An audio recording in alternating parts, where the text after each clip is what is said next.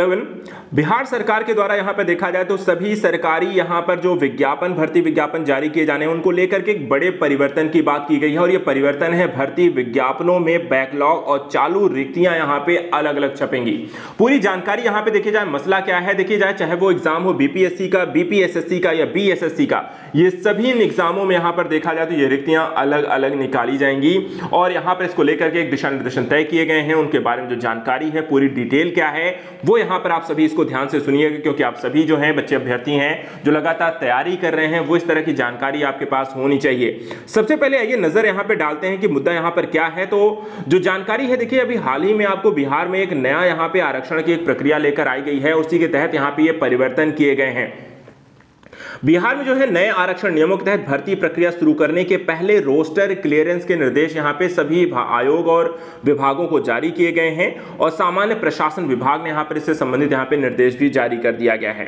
तो इस समय देखा जाए जो पहले जो रोस्टर क्लियरेंस की बात है उससे संबंधित यहां पे दिशा निर्देश दिए जा चुके हैं और सामान्य प्रशासन विभाग के जो सचिव हैं उनका कहना है, सोहेल हैं, उन्होंने यहां पे इससे संबंधित जो निर्देश हैं वो जारी किए हैं। जो जानकारी यहां पर फिलहाल ये है कि देखिए इसमें विभाग ने 100 चालू बिंदुओं का मॉडल रोस्टर जो है वो सभी को यहां पे उपलब्ध कराया है और इसके माध्यम से जो विज्ञापन प्रकाशन में जो बैकलॉग रिक्तियां हैं, चालू रिक्तियां हैं, उनको अब यहां पे अलग अलग अंकित किया जाएगा। सबसे बड़ी जो जरूरी जानकारी है, अब इन दोनों की बैकलॉग कितनी भर्तियां हैं उनको आप अलग दिखाइए, चालू रिक्तियां कितनी हैं उनको भी अलग दिखाइए और उस हिसाब से एक स्पष्टीकरण यहां पर भर्तियों में हो सकेगा। इससे पहले यहां पर देखा जाए तो रोस्टर बिंदु 1 से प्रारंभ होकर रोस्टर क्लियरेंस की सबसे पहले यहां पे आपको कार्यवाही की जाने वाली है। अन्य जो जानकारी यहां पर हमें देखने को मिलती है, जो निर्देश यहां पर आपको दिए गए हैं, इसमें मूल रूप से पिछड़े वर्गों की महिलाएं हैं, कोटि महिला कर्मी अपने संगत आरक्षित मूल कोटि जैसे कि अनुसूचित जाति हैं, अनुसूचित जनजाति हैं, अत्यंत पिछड़ा वर्ग है और पिछड़ा वर्ग है, इनमें यहां पर आपको गिनी जाएंगी। और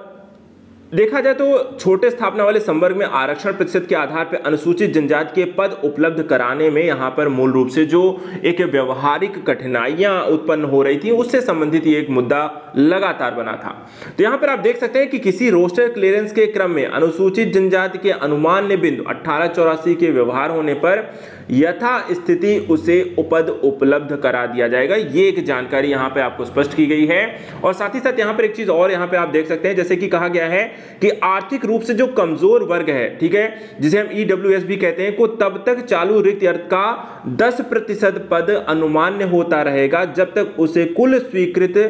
पद का 10% प्राप्त ना हो जाए। तो इस तरीके से यहाँ पे जो स्थिति है वो स्पष्ट किया गया है कि आपको जो जिसके लिए जितना यहाँ पर पद है वो उसको यहाँ पे आवंटित किए जाने की प्रक्रिया स्पष्ट की जाएगी, चाहे वो चालू रिक्तियों को संदर्भ में यहाँ पर हो या अन्य बैकलॉग के संदर्भ में। इसी तरह महिलाओं को भी 35% क्षैतिज आरक्षण को लेकर भी यहाँ पर आपको बात की गई है इसमें कि महिलाओं को देखा जाए तो 35% क्षैतिज आरक्षण के तहत गैर आरक्षित कोटिवार पद यहां पे उपलब्ध कराने के क्रम में वर्टिकल आरक्षण के अंतर्गत, चाहे वो गैर आरक्षित वर्ग के अंतर्गत आती हो, चाहे वो आर्थिक रूप से कमजोर वर्गों के अंतर्गत आती हो, चाहे वो अनुसूचित जाति, अनुसूचित जनजाति और अत्यंत पिछड़ा वर्ग एवं पिछड़ा वर्ग के अनुमान्य पदों के 35% की दर पे पदों की गणना महिलाओं के लिए यहां पर की जाएगी। तो यहां पर महिलाएं वो किसी भी वर्ग विशेष के संदर्भ में हो, किसी भी के अंतर्गत आती हो, वहां पर टोटल उनको 35% यहां पे एक क्षैतिज आरक्षण दिया जाएगा।